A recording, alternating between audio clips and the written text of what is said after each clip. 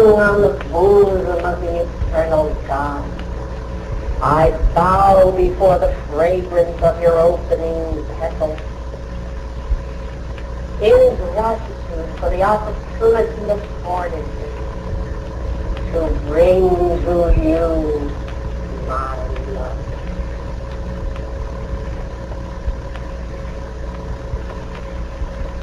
Blessed souls of light, you have lived millions of years. If I could part the veil this morning and let you see that electronic stream flowing downward into your head, out through your heart, filling your orbs, contacting each person within this room, and flooding the city, you would have some concept of the energy that even unconsciously passed from your body while you were at repose and at peace. Not to mind when you invoke those energies with a positive and dynamic will for accomplishment of one kind or another. And you have learned now not to invoke those energies to hurt life. You have within yourselves determined to become harmless. But those energies yet must return home. It is the law of your life, and here is a comforting thought. You can stop it at any moment. You don't have to make the great sacrifice all at once as I did. You chose to do so.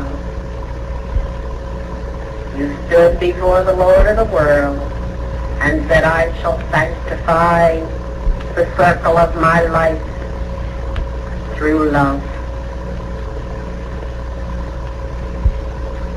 May I refer for a moment to your beautiful violet-consuming flame? In the East, we have called it the flame of compassion and mercy. It is of such tremendous assistance in this redemption of energy. I wonder if it has been pointed out to you the approach of the soul required before that flame is set into action.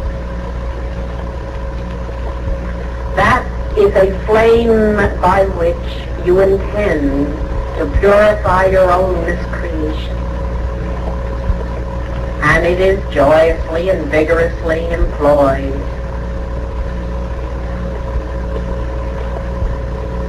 But first, set your own house in order.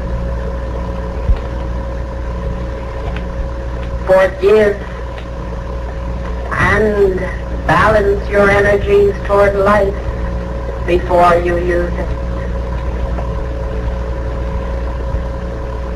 My son has said, forgive us our trespasses as we forgive those who trespass against us. Great numbers have gathered together, and in the power of that flame have asked for relief. But how many have first entered into that secret heart chamber and forgiven all of life?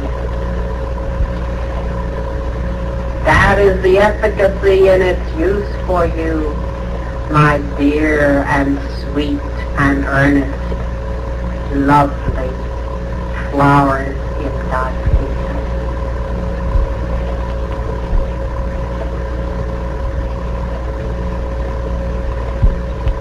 It shall be done unto you according as you do unto others. And this violet-consuming flame has not been manifested in its full efficacy by any of my beloved Saint Germain's children, because the light stream has not taken time to become the mercy flame first in feeling and in thought.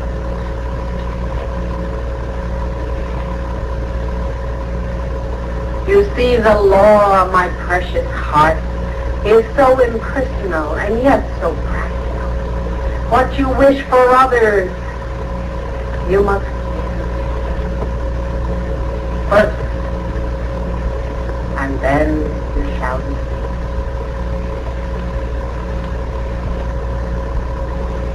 You are desirous of knowing freedom, and precious heart that has suffered bodily distress and mental confusion. If they could but forgive life,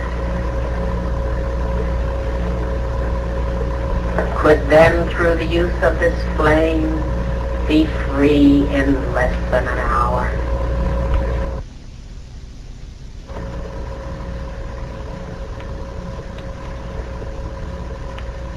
I thank you for your thought of me. I thank you for your extreme patience. I thank you for your life, because it is your life that made it possible for me to come. Each one of you. Oh, you're so lovely when you're seen with the inner sight. And if I were to ask the karmic board one move, it would be that you might see each other once and know the sincerity in the heart and the desire to live.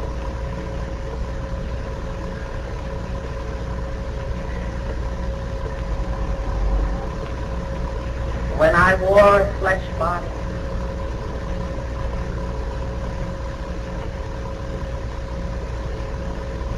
I had found that peace sufficiently so that those who entered my aura experienced a moment, a fleeting glimpse of nirvana.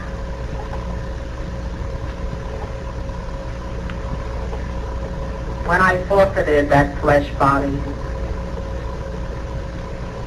I forfeited with it the power to so carry that radiation.